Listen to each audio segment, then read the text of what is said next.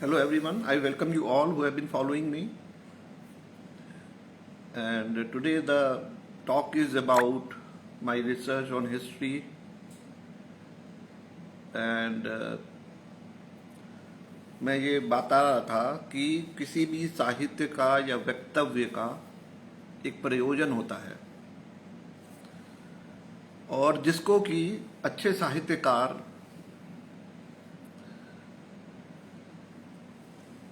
या सिनॉप्सिस कह लीजिए, तो प्रस्तावना समझते हैं, है ना, उसमें ही इंट्रोडक्शन में ही अच्छे साहित्यकार को या अपने किसी जो भी वक्तव्य दे रहा है अपना इंटेंशन क्लियर कर देना चाहिए। जैसे बोला गया, स्वांतः सुखाय तुलसी रघुनाथ गाथा, रामचरितमानस में तुलसीदास जी ने अपना इंटेंशन बिल्कुल क्लियर कर दिया कि कौन कथा कह रहा है, किससे कह रहा है, क्या प्रयोजन है, इंटेंशन क्या है, ऑडियंस कौन है। तो यहां पर तुलसीदास जी कहते हैं कि ये कथा जो है, कौन किससे कह रहा है, बोला कि कथा ये कोई कहानी या उपन्यास नहीं है जो कि भीड़ इकट्ठा करके और मनोरंजन के लिए, मनोरंजन मतलब जनरंजन, जनता के, ये कोई नौटंकी नहीं है, यहाँ पे कोई मुजरा नहीं हो रहा है, ठीक है ना, कि हम मन की बात कोई खुले में बोलता है क्या? अगर आपके मन की कुछ बात है तो वो आप खुले में नहीं बोलोगे, और खासतौर से वाहवाही लूटने की इंटेंशन अगर है या अपना ज्ञान झाड़ने की इंटेंशन है या अपना वर्चस्व सिद्ध करने की या अपना को जगत गुरु विश्व गुरु घोषित करना है या बहुत बड़ा कलाकार विद्वान, है ना, उपाधि प्राप्त, तो ऐसा मेरे पास कोई ना उपाधि है ना कोई ख्याति है, तो फिर मैं बोल क्यों रहा हूं?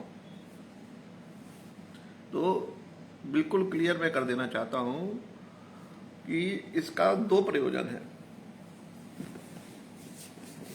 एक कि ये जो मिस इन्फॉर्मेशन का युग है, जिसमें कि तरह तरह का झूठ, पाखंड, माया जाल फैलाया जा रहा है, इससे बहुत से लोगों को प्रेरणा मिली कि वो खुद अपनी रिसर्च करें, ठीक है ना। और जब मैं कनाडा गया तो वहां पर मैंने शिक्षा का बारे में समझा कि शिक्षा होती क्या है। तो वहां पर शिक्षा का जब पैटर्न देखा कि वहां पर वो चैप्टर खोल के, बुक खोल के, page number this, open the chapter, start reading, वो नहीं होता है।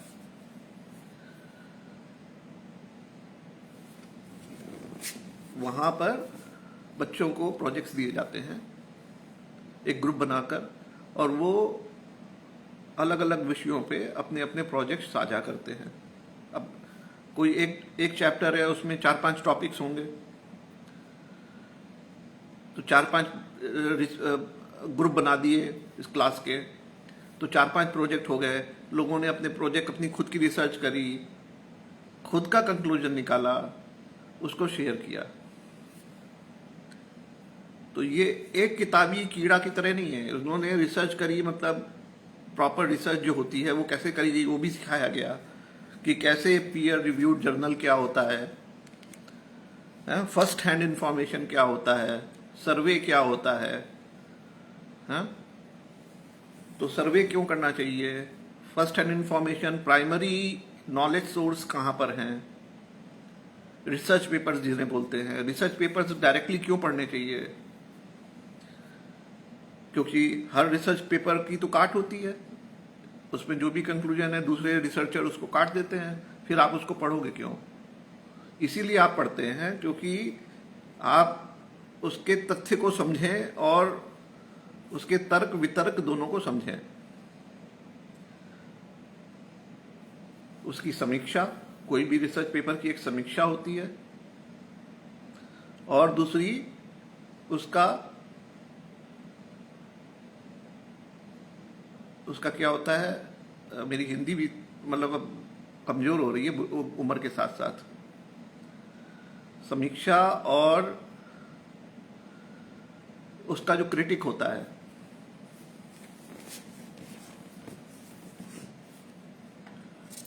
तो अब मेरी इंग्लिश हिंदी मिक्स हो रही है, मैं कुछ कर नहीं सकता।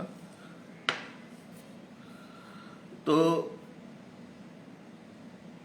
वो दोनों पक्ष समझने पड़ते हैं, पक्ष और विपक्ष। तो ये जो आदमी की, बच्चों की बचपन से आदत पड़ती है इसको रिसर्च करने की, तर्क और वितर्क और पक्ष और विपक्ष दोनों पढ़ने की और समझने की, रिसर्च की, प्राइमरी रिसर्च की, प्राइमरी सोर्सेस की, फिर उसके बाद उस रिसर्च के ऊपर पीयर रिव्यू क्या है, लोगों ने उसके किन लोगों ने उसका समर्थन किया, किन लोगों ने उसका अपोज किया।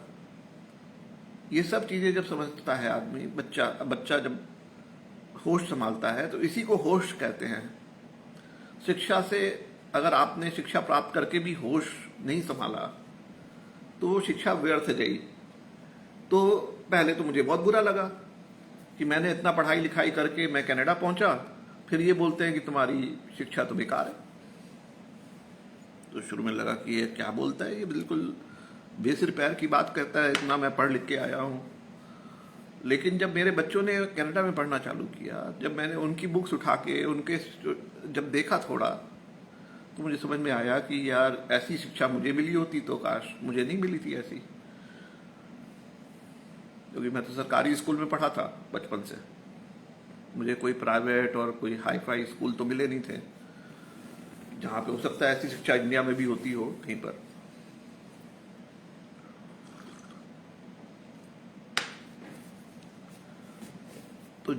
तो धीरे धीरे भाई मैं तो क्या करूं, मैंने होश, कहने का मतलब ये है कि मैं होश में आया, सब कुछ लुटा के होश में आए तो क्या करे।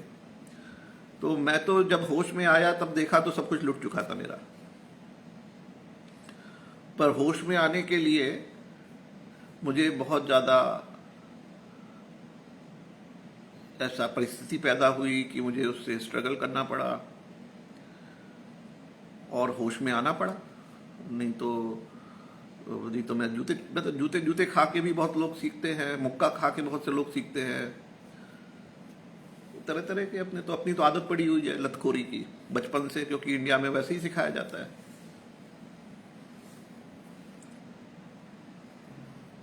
तो जो पैटर्न है वो है, तो लतखोरी कर करके, जूते खा खा कर, और हर जगह भिड़ते थे जाकर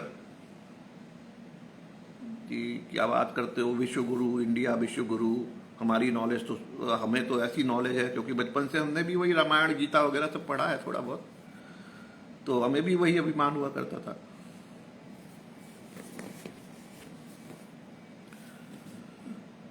तो सब कुछ लुटा के होश में आए तो क्या किए। तो बस अब मैं कर वही रहा हूं, अपने स्वांतः सुखाए, ये बात मैं जो शेयर करूंगा, और इसमें जो सत्य का पुट होगा, तो आने वाला अगर सतयुग है तो उसमें लोग इसकी चर्चा करेंगे, है ना, और नहीं तो खत्म हो जाएगा, कोई ना सुनेगा ना सुनाएगा, ना कोई इसकी वैल्यू है। इसके ऊपर चाहे मेरे बच्चे पोते मूते हैं, चाहे गरियाएं, चाहे बोले कि देखो मेरे पुरखे भी ऐसे थे, नालायक, जो कहें गाली दें, बिल्कुल देंगे तो देंगे। लेकिन मैं जो शेयर कर रहा हूं वो मेरी रिसर्च है, और जेन्युइन रिसर्च जितनी क्षमता है मेरी भी तो क्षमता है ना। तो मैं कोई ऐसा तो क्लेम नहीं कर रहा हूं कि बिल्कुल अल्टीमेट है और इसको कोई सुन के मान ले या ना माने। हाँ, देखिए, कुछ सीखा है, कुछ रिसर्च की है, कुछ होश संभाला है, उसको मैं शेयर करूंगा। तो कथा है ये, कथा में भी बताया कि तुलसीदास जी ने बोला कि कथा जो है आप यूं समझ लो कि भक्त और भगवान के बीच होती है, या गुरु और शिष्य के बीच होती है। कथा कभी जनता के लिए नहीं होती है, क्योंकि कथा में बहुत सा रहस्य होता है, बहुत सा सत्य जो है वो उजागर होता है। वो आम लोगों जिनकी की वो क्षमता नहीं है, पात्रता नहीं है, उनको वो मिल नहीं सकता है सत्य या जो भी रहस्य है।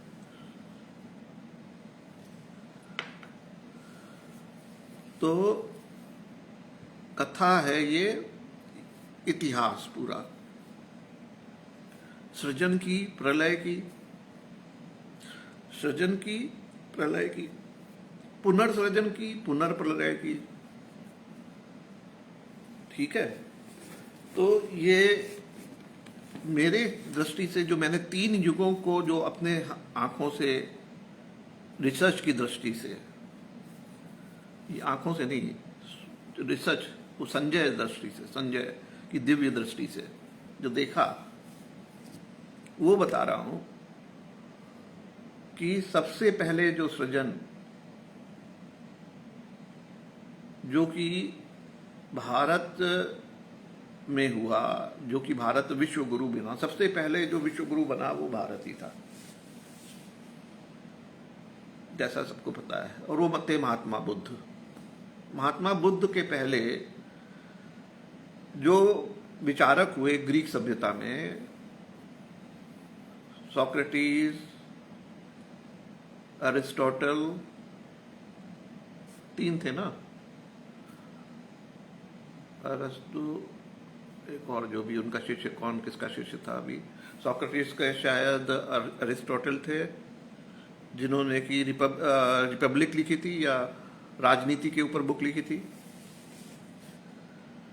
तो सबसे पुराना जो संहिता है ग्रीक रोमन, जो कि अरिस्टोटल की पॉलिटिक्स बुक्स उनकी जो थी उसके ऊपर आधारित था। आपको मालूम है कि सोक्रेटिस ने डेमोक्रेसी को नहीं माना था, क्योंकि डेमोक्रेसी जनता के वोट के चलते ही उनको जहर पीना पड़ा था। ये आपको मालूम है। पर पॉलिटिक्स में डेमोक्रेसी के बारे में क्या लिखा है ये आप पढ़ लीजिएगा।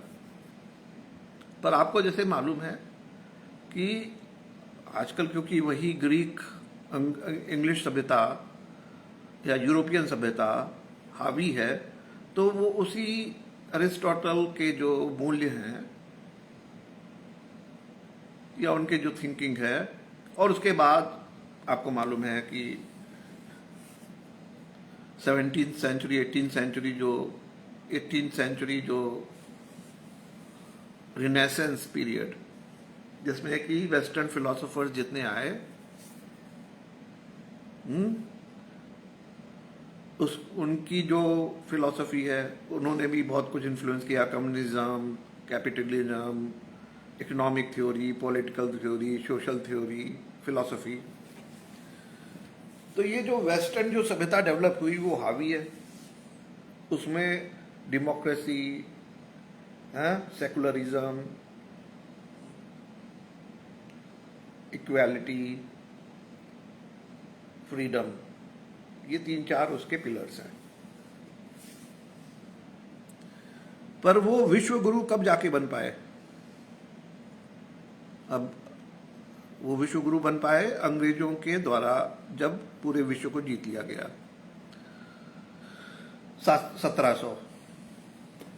1750 के बाद।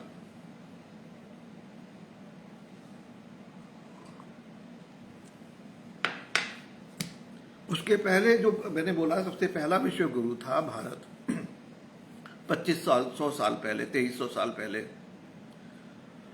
2300 साल पहले जब सम्राट अशोक ने, जिनको कि ट्रू मायने में इंडिया में एक ही द ग्रेट पर्सन हुआ है, अशोक का द ग्रेट, उसके बाद तो कोई ग्रेट पर्सन हुआ नहीं। अकबर द ग्रेट तो बोलना कोई फायदा नहीं है, क्योंकि अकबर का कोई बाहर कोई इन्फ्लुएंस था नहीं। ठीक है, तो ट्रू सेंस में जिसका कि जो विश्व में जिसका प्रभाव हो, मतलब उस समय विश्व कहाँ तक था, मतलब उस समय सिल्क रूट जो डेवलप हो गया था, हो रहा था, नॉट डेवलप हो गया था, हो रहा था 300 बीसी में। उसके बाद 100 बीसी में वॉल ऑफ चाइना बना था।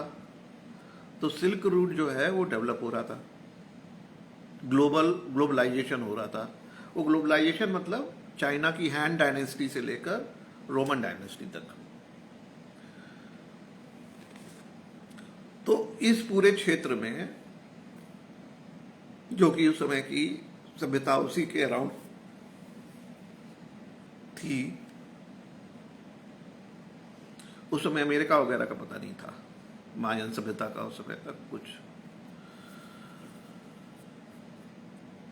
तो ये पूरे क्षेत्र में अशोका द ग्रेट के द्वारा बुद्धिज्म को पूरी दुनिया में उस समय की फैलाया गया।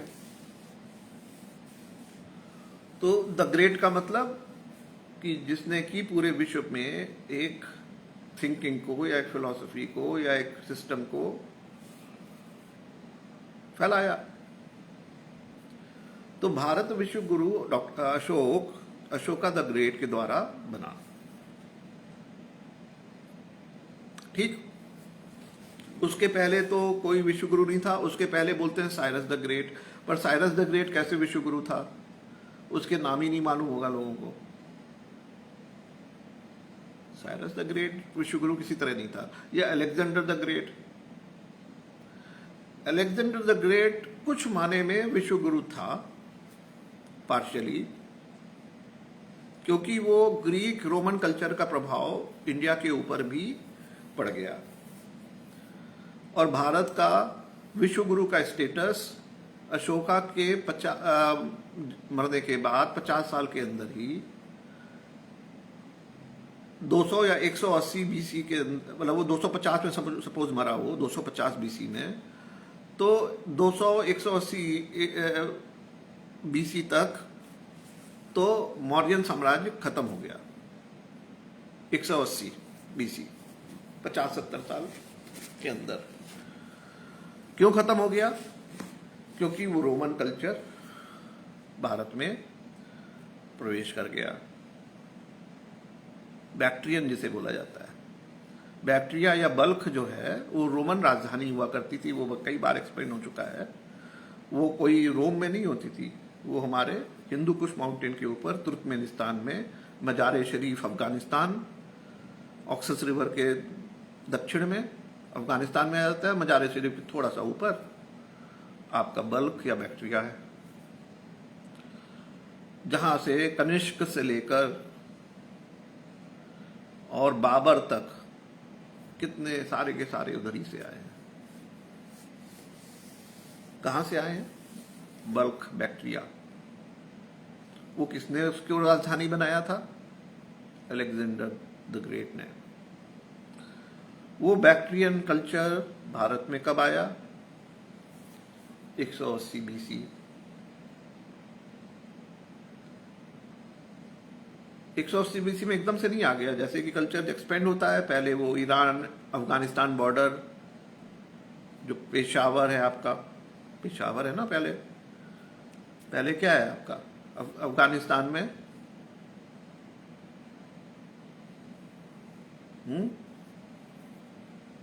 अफगानिस्तान की राजधानी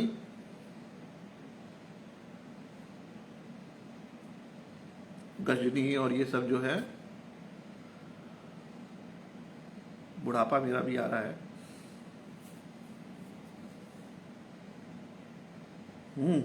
और पेशावर,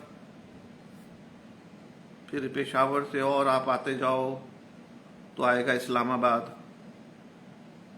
पंजाब में, फिर वहां पर आएगा तक्षशिला। तो ये सब जो सिटीज होती थी, तक्षशिला, पेशावर, ये सिटी जो है वो मेन सिल्क रूट पे डेवलप हुई थी।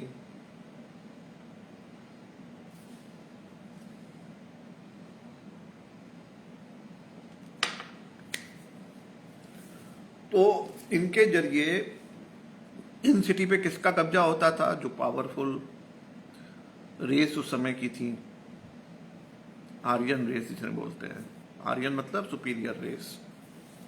वो कौन थे? इंडो आर्यन जिन्हें बोलते हैं। उसमें से एक ब्रांच इंडिया में, एक ईरान में, एक यूरोप में। वो बहुत पहले उनका, आर्यों का, पूरी दुनिया पर अलग अलग जगह पर वो बिखरे।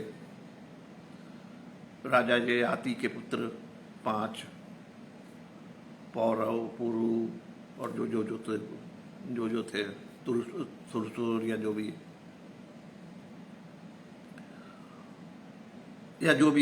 ये तो कथा कहानी है। तो वो तो सब लोगों ने बोला कि हम ही लोग यूरोपियन बोलते हैं, हम ही लोग पूरे विश्व में फैले, इंडियन बोलते हैं, हम ही लोग सब। पर वो आर्यन जातियां, प्रजातियां सेंट्रल एशिया से पूरे विश्व में फैली, इसमें कोई डाउट नहीं होना चाहिए। अब वो इंडियन थी, इंडो आर्यन थी, इंडो यूरोपियन थी, इस पे आप बहस करते रहो। पर बाद में जिन्हें तुर्क मंगोल प्रजाति बोला गया, उसके पहले सीथियन बोला जाता था, सीथियन, हूणास, जिनसे कि स्लाव, बुल्गर्स, रशिया की तरफ, नीचे की तरफ तुर्किक पीपल, वही तुर्किक पीपल, वही मंगोल तुर्किक रेस।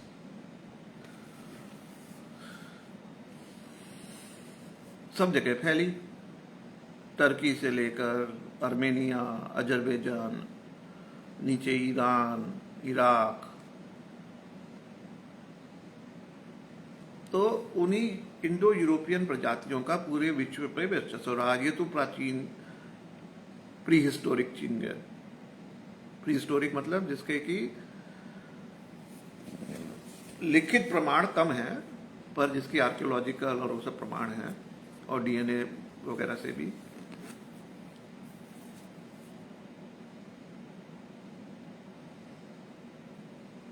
और बहुत कुछ जो लिखित मिलता है वो इधर उधर मिलता है। तो काफी एडवांस हो चुका है, क्योंकि हम लोग कई एंगल से एंथ्रोपोलॉजी की स्टडी करते हैं। It is no more history only, वो हम पहले डिस्कस कर चुके हैं। Anthropology is 360 degree view of the things, जिसमें क्लाइमेटिक चेंजेस से लेकर, ओशियोनोग्राफी से लेकर, सारी चीजें, लिंग्विस्टिक से लेकर सब चीजें आती हैं। और history means limited to archaeology और सम रॉक एडिक्स, उस तरह की चीजों पे जो बेस हो, जिसको कि राइट।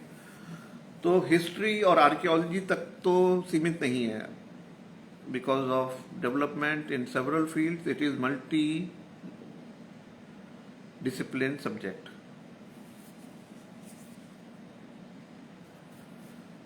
तो क्या हुआ कि after Mauryan period decline 180 BC, उसका जो भी लास्ट वो था, वो पुष्यमित्र के द्वारा बृहद या जो भी था लास्ट मौर्यन, उसका कत्ल कर दिया गया। उसके बाद से उस पुष्यमित्र ने, मित्र जो है वो मिथरा क्लान होता था, जो सन वर्शिपर्स होते थे। और उस समय ये ईरानियों का, है ना, ईरानी जो है, पहले तो यूनानी आए, और उसी पीरियड में 100 बीसी, 150 बीसी ईरानी भी जो है वो ये यूरोपियन के, इवन मौर्यन साम्राज्य में ईरानी लोग जो हैं वो क्या होते थे? गवर्नर होते थे, टैक्स कलेक्टर होते थे।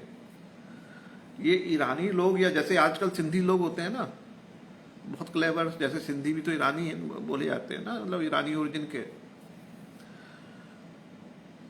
तो ये सिंधी लोग जैसे आज व्यापार और ये सब क्षेत्रों में, टैक्स कलेक्शन, ये सब चीजों में कलेक्टर, गवर्नर, ये मौर्य साम्राज्य में भी होते थे ईरानी लोग। ऐसा नहीं है कि मौर्य साम्राज्य में ईरानी लोग नहीं आए थे या नहीं, क्योंकि आपको मालूम है कि अशोका के पहले साइरस द ग्रेट हुए। तो साइरस द ग्रेट का भी साम्राज्य भारत के पंजाब तक था, पूरा पंजाब सिंध तक। सिंध पंजाब जो है वो ईरान के इन्फ्लुएंस में, पर्शियन इन्फ्लुएंस में 550 बीसी से ही था। साइरस द ग्रेट से लेकर फिर डरियस टू जो था, डरियस टू के समय पे 450 बीसी में तो सिंध और पंजाब बिल्कुल कंसोलिडेट, पूरा अच्छी तरह पर्शियन इन्फ्लुएंस में था। फिर वहां पे जो ईरानियन जो क्लैन थे, जिसमें कि दो मुख्य माने जाते हैं, औधेय और अर्जुनायन। जब बैक्ट्रियंस का आक्रमण हुआ, डेमेट्रियस का, सेल्यूकस, अलेक्जेंडर का जो वो था वो सेल्यूकस, उसके बाद डेमेट्रियस वन, फिर उसके बाद मेनिंडर। ये मेनिंडर और डेमेट्रियस जो है, डेमेट्रियस पहला बोला जाता है आक्रमणकारी यूनानी। तो उनके सब कॉइन्स वगैरह अवेलेबल हैं। तो ये कॉइन्स वगैरह सब जो है, उसके पहले मौर्यन काल में भी कुछ कॉइन थे, उसका बारे में मालूम नहीं है। तो ये जो सभ्यता का असली जो विकास जो आजकल की सभ्यता है, इसमें यूनानी योगदान, क्योंकि कॉइन वहीं से आए, स्कल्पचर उनका था, लैंग्वेज भी उन्होंने डेवलप करी इंडिया में आके, संस्कृत, पाणिनी भी ईरानी था। ठीक है, अब ईरानी बोल रहे हैं तो इसका मतलब नहीं प्योर ईरानी होता है, वो मिक्स रेस होता है, मतलब यूनानी ईरानी आप सब कुछ ना कुछ मिक्स है उसमें, क्योंकि उस क्षेत्र में बहुत समय तक रहे, बैक्ट्रिया क्षेत्र में। भारत में तो उसके बाद इंटर हुए। भारत मतलब मैं बोल रहा हूं गंजेस एंड जमुना, गंगा जमुना दोआब, इसको भारत बोल रहा हूं। बल्कि वो पंजाब सिंध में तो बहुत पहले से थे, वो अफगानिस्तान और उधर तो पंजाब सिंध से अफगानिस्तान, पाकिस्तान, ये पूरे एरिया में पर्शियन और यूनानी इन्फ्लुएंस कम से कम 300 साल तक रहा। कब से कब तक? 450 से लेकर और 200 बीसी तक। मतलब मौर्यन एम्पायर जब रहा, उसके भी पहले से ये पूरे क्षेत्र में ईरानी, आप ये नहीं कह सकते कि अशोका ने पर्शियन के ऊपर राज किया, ये यूनान के ऊपर राज किया, या पंजाब जो सिंध जो था वो अशोका के इन्फ्लुएंस में नहीं, अशोका के इन्फ्लुएंस में था, लेकिन वो गवर्न किससे होता था? वही ईरानी लोग गवर्न करते थे।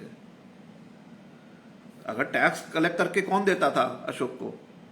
तो ये ईरानी गवर्नर कलेक्ट करके देते थे। यूनानी लोग पहले देते थे, पहले वो लोग वो टैक्स देते थे, अशोका का वर्चस्व स्वीकार किया। लेकिन जब अशोक वीक हो गया, वो मौका ताड़ते ताड़ते, मतलब वो कितने समय तक रहा मौर्यन एम्पायर? 130 साल तक बोलते हैं, 130 साल तक मौर्यन एम्पायर रहा है? चंद्रगुप्त मौर्य से लेकर अशोक तक 130 साल, 3 पीढ़ियां ही तो थी शायद। तो चंद्रगुप्त मौर्य, उसके बाद ये आपका बिंदुसार, उसके बाद अशोक। तो 3 पीढ़ियां 130 साल तक इन लोगों का वर्चस्व रहा। तो अशोक एम्पायर था बहुत वास्ट, लेकिन इसका इन्फ्लुएंस खाली 130 साल तक रहा। तो भारत के ऊपर ईरानी यूनानी इन्फ्लुएंस 450 बीसी से ही रहा, उसके पहले से 550 बीसी से समझ लीजिए, साइरस द ग्रेट के टाइम से ही। अब ये लोग जो है मौर्यन एम्पायर के पतन के बाद, पतन इन्होंने ही किया बेसिकली, तो इन्होंने ही 180 बीसी तक पूरा दोआब, गंजेस यमुना दोआब, अब गंजेस तो जाती है पटना तक भी, तो पाटलिपुत्र तक भी, पाटलिपुत्र, विदिशा, वैशाली और आपका साकेत, ये सारा रीजन जो है, ये रीजन ईरानी यूनानी इन्फ्लुएंस में आ गया। और मध्य भारत से लेकर, वैशाली से लेकर और विदिशा से लेकर भोपाल के पास, भोपाल ग्वालियर से लेकर आपका वहां तक, इनको जो पराजित किया यूनानी को, पहले सतकर्णी, फिर आए सतकर्णी, गौतमी पुत्र सतकर्णी ने बोलते हैं, वो आंध्रा से, उसके ऊपर मूवी भी है, वो आप देख सकते हैं। पर इन्होंने करीब करीब 180 बीसी से लेकर, तो जब ये ईरानी होते थे तो ईरानी लोगों ने ही वहां पर पंजाब और सिंधु में जब होते थे तो वहां पर खरोष्टी लिपि का पहले प्रादुर्भाव हुआ, जो कि अरमाइक की तरह, अरमाइक और खरोष्टी में ऑलमोस्ट बिल्कुल सिमिलर, वो भी दाहिनी से बाईं की तरफ लिखी जाती है सेम, जैसे अरेबिक और आजकल की लैंग्वेज और पुरानी अरमैक लैंग्वेज वगैरह सब दाहिनी से बाईं की तरफ लिखी जाती थी। खरोष्टी उनकी लैंग्वेज थी, लिपि थी। बाद में ये लोग आए तो वो जो ईरानी उस समय की लैंग्वेज थी, पर्शियन लैंग्वेज उस समय की, फारसी नहीं थी, प्रोटो फारसी, प्रोटो ईरानियन लैंग्वेज, और यहाँ की जो प्राकृत भाषा थी जिसमें कि थोड़े संस्कृत भाषा के शब्द थे, क्योंकि आर्यन तो और पहले आए थे भारत में, इन जो वैदिक आर्यन की बात कर रहे हैं तो वो तो पहले आए थे, तो उनके संग जो संस्कृत के जो वर्ड भी थे कुछ भारत की भाषाओं में, प्राकृत भाषाओं में, तो संस्कृताइज्ड, और ये जो वेस्टर्न जो ईरानियन एपिग्राफी थी, ये दोनों मिलकर संस्कृत का जन्म हुआ। तो उस समय जो आपको मालूम है कि अभी इसमें उसके बाद कथाएं गढ़ी गई, पुराण कथा गढ़े गए, ये सब इसी पीरियड में गढ़े गए, जिसमें कि परशुराम की गाथा है, तो उससे पता चलता है कि ये परशुराम भी ईरानी था, वो वहां से आकर भारतीय जितने क्षत्रिय क्लान थे इसका इन्होंने डिस्ट्रॉय किया। तो बेसिकली ये इसको ऐसे देखिए आप कि परशुराम ने आकर भारतों के क्षत्रियों का 21 बार संहार किया, भारतीय क्षत्रियों का। तो परशुराम से लेकर पाणिनि, वराहमिहिर, ये सारे के सारे ईरानी नाम हैं। पुष्यमित्र, उसका पुत्र अग्निमित्र, उसका पुत्र वासुमित्र, ये पूरा का पूरा मित्र जो है डायनेस्टी थी, जिसको कि शुंग डायनेस्टी के नाम से जाना जाता है। मालूम नहीं शुंग किसने पकड़ लिया, कहां से पकड़ लिया, और वो सब फॉल्स सोर्सेस से पकड़ा। उसके ऊपर हमने रिसर्च कर ली है, शेयर कर दिया है फेसबुक के ऊपर कि ये सुगा से शुंग बना, ये सब बेकार की बातें हैं, इसका कहीं पे कोई वो नहीं है। तो ये जो मित्र डायनेस्टी थी और दत्त डायनेस्टी थी, दत्त डायनेस्टी, तो जो आपको मैंने बताया कि ईरानी लोग औधेय जो कि अयोध्या की तरफ आए थे, उन्होंने दत्त क्लान, दत्त लगाते थे अपने नाम के आगे, और जो मित्र लगाते थे। तो मथुरा के ऊपर यूनानी कब्जा था, यूनानी कब्जा के बाद ईरानी कब्जा, मतलब मथुरा मतलब एक कब्जा नहीं था, उस पूरे क्षेत्र में मथुरा एक राजधानी समझिए। तो वो पूरा का पूरा विदिशा जो क्षेत्र था, उसमें छोटे छोटे जो है कोई गांव जो है, कोई जिला जो है, उस पे ईरानी कब्जा है, तो कहीं पे यूनानी कब्जा है। तो मनिंदर कमांडर हुआ करता था। मनिंदर का नागसेन के संग बुद्धिस्ट स्कॉलर जो कश्मीर से थे, उनके संग तक्षशिला बहुत बड़ी सीट हुआ करती थी एजुकेशन की, जहां पर महात्मा बुद्ध भी पढ़े थे। तो महात्मा बुद्ध पहले बुद्ध नहीं थे, उसके पहले भी बहुत बुद्ध हुए हैं। महात्मा बुद्ध ने, गौतम बुद्ध ने बुद्ध धर्म नहीं चलाया, उसके पहले भी बहुत बुद्ध हुए हैं, 28 बुद्ध हुए हैं। तो बौद्ध धर्म चलता रहा है। इंडस वैली सिविलाइजेशन में हम लोगों ने बौद्ध की मूर्तियां, बौद्ध मतलब गौतम बुद्ध नहीं, उनके पुराने जो बौद्ध होते थे उनकी मूर्तियां हम लोगों ने डिस्कवर करी है। लेकिन क्योंकि स्कल्पचर बाद में पैदा हुआ, स्कल्पचर कब आया, ये यूनानी लोगों ने लेके आए स्कल्पचर, मूर्तियां बनाने की कला। तो ये यूनानी लोगों ने देवी देवता गढ़े। देवी देवता कहां से आए, वो देवी देवता बौद्ध जातक में होते थे। वो बौद्ध जातक के जो देवी देवता होते थे, रामकृष्ण से लेकर वासुदेव और गरुड़, और ये गरुड़ तो आप आजकल भी देखते हैं कि अमेरिका और वहां सब यूरोपियन कंट्रीज में गरुड़ ध्वज होता है। तो ये गरुड़ और ये सब, गरुड़ तो खैर उनके देवता हुआ करते थे ग्रीक रोमन के, जो आजकल भी देखा जाता है। लेकिन इनमें से कुछ देवता भारत के मतलब कि जातक कथाओं के, बौद्ध जातक कथाओं के, उनको इन्होंने मूर्तिमान कर दिया, इनकारनेशन हो गया उनका। तो स्कल्पचर जब पैदा होते हैं तो स्कल्पचर के संग संग मंदिर चाहिए, मंदिर हो गया उनके, तो मंदिर स्कल्पचर दोनों हो गया, तो उसके उनकी प्रेज के लिए, उनके महात्म्य के लिए हिम भी पैदा करने हैं। तो फिर वो नया लैंग्वेज पैदा हुई, संस्कृत लैंग्वेज जो पैदा हुई वो देवी देवताओं के हिम, उनके प्रेज में, कसीदे में, उनको उनकी पावर को स्टैब्लिश करने के लिए, उनके जरिए अपनी पावर स्टैब्लिश करने के लिए। क्यों? क्योंकि वो देवी देवता के हम भागवत हैं। ये लोग अपने को क्या कहते थे, यूनानी लोग, भागवत। ये आप अच्छे से समझ लो, भागवत कौन होते थे? यूनानी। यूनानी लोगों ने वासुदेव, गरुड़, कृष्ण, ये सब जो है, जो जातक कथाओं से उठाकर बौद्ध की उनको मूर्ति मान कर दिया, बुद्ध की भी मूर्ति बना दी, और बुद्ध को भी देव कहने लगे। बुद्ध देव नहीं है, देवान प्रिय अशोक को बोला जाता है। तो देवान प्रिय का अर्थ ये होता है कि जो देवों को प्रिय है, ऐसा नहीं है, जो देवों का प्यारा है ऐसा नहीं है देवान प्रिय का मतलब।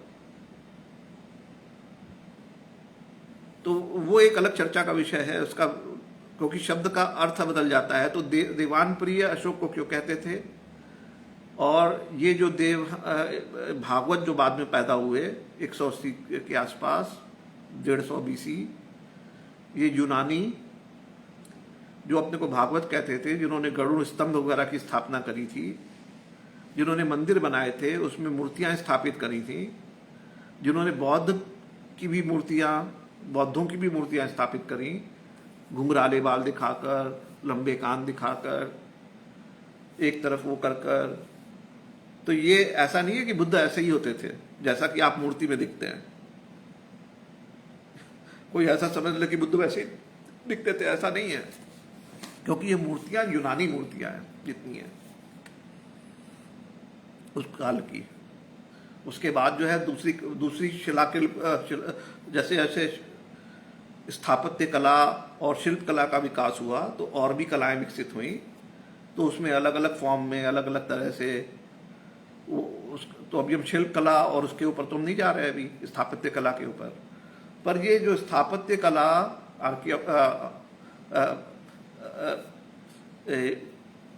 आर्किटेक्ट और स्कल्पचर, ये सारा का सारा भारत में यूनान, ग्रीक और रोमन से कल्चर से आया, उसके पहले नहीं था इतना एडवांस। जैसा कि बाद में आपको मालूम है कि मुगलों के और ये सब के आने के बाद अरेबिक, पर्शियन, वो फिर से आया। तो ये जो एरा था, ट्रांजिशन पीरियड 200 BC और 180 BC से लेकर 150 CE तक, जिसमें कि पाणिनि ने व्याकरण, संस्कृत व्याकरण और पूरा कोश पैदा कर दिया, संस्कृत कोश, डिक्शनरी। और उस समय संस्कृत का लिटरेचर सारा लिखा गया, रामायण महाभारत से लेकर, और सबका सोर्स क्या था? बौद्ध जातक कथाएं। देवी देवता कौन बने? वही जातक कथाओं से उठा उठा के जिनकी मूर्तियां बनाई गई, उसके ऊपर ये करा। तो ये पूरा का पूरा कल्चरल एनिहिलेशन जिसे बोलते हैं, पूरा का पूरा कब्जा कर लेना संस्कृति के ऊपर। कौन सी संस्कृति? बौद्ध संस्कृति। वो कब से चली आ रही थी? हजारों सालों से चली आ रही थी। 28 बौद्ध, मतलब इंडस वैली सिविलाइजेशन में भी बौद्ध संस्कृति के प्रमाण मिलते हैं। तो इंडस वैली सिविलाइजेशन से चली आ रही थी, मतलब 1500-2000 BC से तो चली आ रही थी, उसके पहले से 3000 BC से समझ लीजिए। 3000 BC से लेकर जो बौद्ध संस्कृति चली आ रही थी, नॉट गौतम बुद्ध अगेन, श्रमण संस्कृति समझ लीजिए। चलिए बौद्ध आपको बौद्ध का मतलब गौतम बुद्धि समझ में आएगा, तो श्रमण संस्कृति समझ लीजिए। तो जो श्रमण संस्कृति जो चली आ रही थी हजारों सालों से, उसका नाश जो है 200-300 सालों में यवनों और पर्शियन द्वारा कर दिया गया। संस्कृत भाषा का उदय हुआ, नया स्कल्पचर, मंदिर और सारा संस्कृत लिटरेचर आपको पता है पूरा का पूरा। और ये लोगों ने अपना वर्चस्व स्थापित कर लिया। इन्होंने कास्ट सिस्टम चला दिया, अपर कास्ट ऑब्वियसली, और भारत के जो इंडिजिनस जो नागा और वो सब ट्राइब होते थे, वो खदेड़ दिए गए ईस्ट में और साउथ में। तो ये हो गया वो पीरियड। कथा है ये उत्थान की, प्रलय की, पुनरुत्थान की। अब ये नया हो गया, पुराना गया। राजयोग वगैरह जो बुद्ध का मेन फिलॉसफी क्या थी राजयोग की, जो कि बाद में पुनरुत्थान कब हुआ राजयोग का? स्वामी विवेकानंद। उसके बीच में नहीं, उसके पहले वो फिर वही पातंजल का योग दर्शन, वशिष्ठ योग दर्शन, वो सब क्या है? झूठ है। झूठ मतलब क्या होता है? जो झूठा खा के फेंक दिया जाता है ना, वो कोई उठा ले, पत्तल चाटे। तो ये वशिष्ठ योग दर्शन पत्तल चाटता है बौद्ध का। उसने दो चीजें उठाई वशिष्ठ ने योग दर्शन में, अभ्यास, साधना और वैराग्य। अब ये साधना और वैराग्य यही खाली राजयोग नहीं है। और पातंजल ने क्या उठा लिया? अष्टांग योग दर्शन। तो खाली ये अष्टांग योग दर्शन ही बौद्ध दर्शन नहीं है, ये झूठन है। गीता, गीता क्या है? झूठन है, झूठन बौद्ध की। गीता के 500 से ज्यादा श्लोक जो है वो धम्म सूत्र में है। 700 श्लोक हैं टोटल, उसमें से 500 से ज्यादा तो सीधे धम्म सूत्र में है। ठीक है, जो कि सिंपली कॉपी किए गए, वो भी ठीक से नहीं कॉपी किए गए, क्योंकि लैंग्वेज बदल जाती है तो ट्रांसलेशन बदल जाता है। तो जितना भी संस्कृत लिटरेचर है वो बौद्ध धम्म सूत्रों का, जातक कथाओं का झूठन है, वेद पुराण सारे, जो कि classical period so called 200 BC से लेकर 150 AD तक 200-300 साल के ट्रांजिशन पीरियड में यवनों और पर्शियन द्वारा करा गया। अब ऐसे ही ट्रांजिशन पीरियड जब दोबारा आया, तुर्क मंगोल जब दोबारा इंडिया में घुसे, महमूद गजनवी से लेकर मोहम्मद गौरी 1000 AD से लेकर और 1250 सल्तनत एम्पायर, गुलाम जब होते थे, गुलाम एम्पायर, स्लेव एम्पायर इंडिया। तो ये जो 200-250 साल का पीरियड है, जिसमें कि फारसी लैंग्वेज, स्कल्पचर पूरा चेंज हो गया, आर्किटेक्चर, फिर वो पूरा कल्चरल एनिहिलेशन।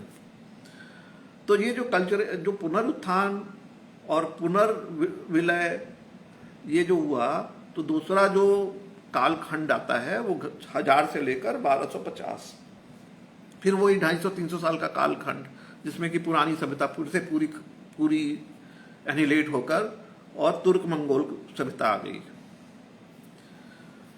उसके बाद तीसरा पीरियड आपको मालूम है, अंग्रेज और पुर्तगालीज और फ्रांसीसी किधर? वो टीपू सुल्तान वगैरह उधर, वो सबको फ्रांसीसी सपोर्ट होता था। हैदर अली तो टीपू सुल्तान, उनका इन्फ्लुएंस उधर होता था। इधर आपको मालूम है गोवा की तरफ पुर्तगालीज का, फिर आपको मालूम है कलकत्ता और ये सब रीजन में अंग्रेजों का चालू हुआ। तो भारत जो है वो यूरोपियन प्रभुत्व में कब से आया? 1700 से लेकर या 1750 से लेकर 1950, 200-250 साल में फिर तीसरी बार, जबकि पूरा यूरोपियन कब्जा हो गया भारतीय साइकी के ऊपर, लैंग्वेज, संस्कृति दोनों, जिसको कि हमको मालूम है। तो ये 3 पीरियड हैं जिसमें कि भारत की सभ्यता पूरी तरह लील ली गई और दूसरी सभ्यता का उदय हुआ। पहली बार संस्कृति का, दूसरी बार फारसी का, तीसरी बार इंग्लिश लैंग्वेज। तो ये सत्य का एक तरह से एनालिसिस है मेरा। आगे हम कहाँ जा रहे हैं, कहाँ पहुंचेंगे, ये जब पहले का हम ये समझ लेते हैं कि ये संस्कृति का जो चेंज हुआ है, अंग्रेजी संस्कृति का जो प्रभाव हुआ है, अब वो कैसे उसका रिफॉर्मेशन होगा। जैसे मुगलों के द्वारा तुर्क संस्कृति का रिफॉर्मेशन हुआ था, जैसे कि बाद में गुप्त साम्राज्य के द्वारा किसका रिफॉर्मेशन हुआ था? बैक्ट्रियन पर्शियन सिविलाइजेशन का, जो संस्कृत सिविलाइजेशन का, उसका परिष्करण परिष्कृत रूप कब दिखाई पड़ता है? गुप्त काल में, वर्धन काल में।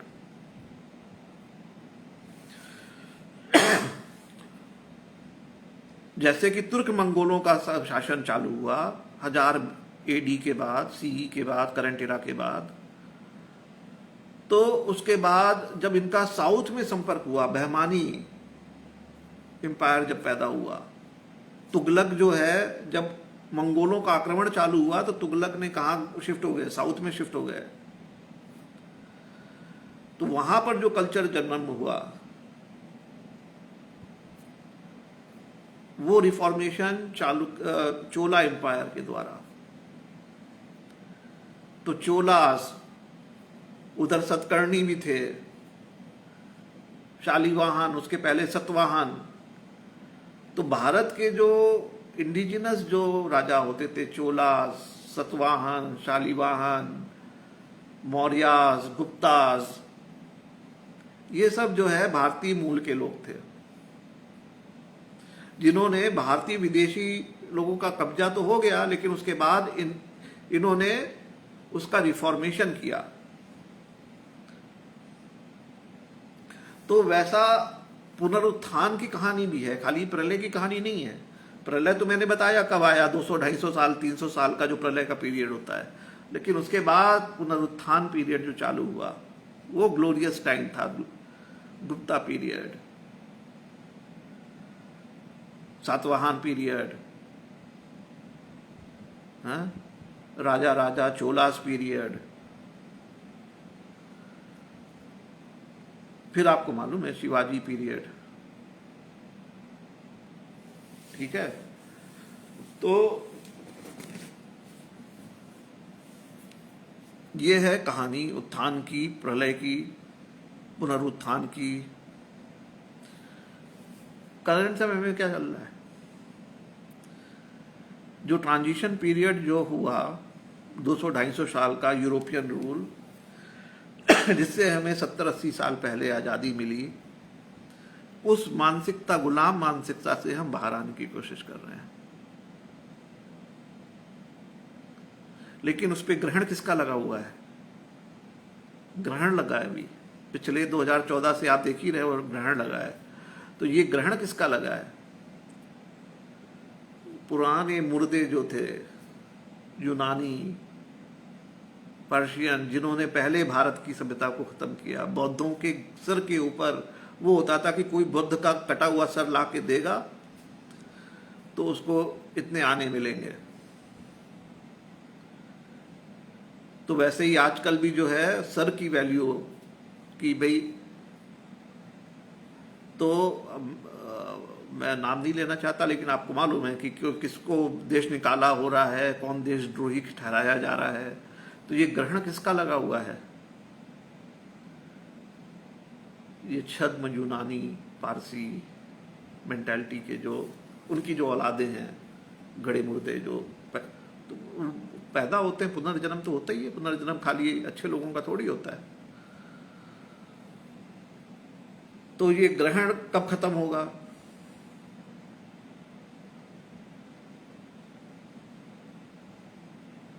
ग्रहण तो ज्यादा पीरियड तो नहीं होता ना ग्रहण का, तो खत्म हो जाएगा, इस डिकेड के अंत तक खत्म हो जाएगा। 2027, 29, 30 लेटेस्ट खत्म होगा 2027, उसके पहले तो नहीं खत्म होना, जो अंदाजा लगाया जा रहा है ना।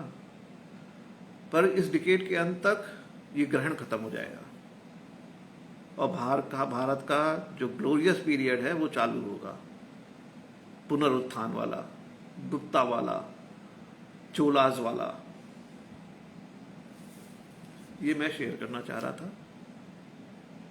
बाकी आने वाला समय बताएगा कि ये मेरा कितना मन की भड़ास है, कि मन का सुख है, कि सत्य है, कि क्या है, वो तो आने वाला समय बताएगा। बाकी आप लोगों को शांतम जुड़ा हुआ है, शांतम को बहुत अच्छा लड़का है और सुनता है तो ये देख के अच्छा लगता है। Thank you.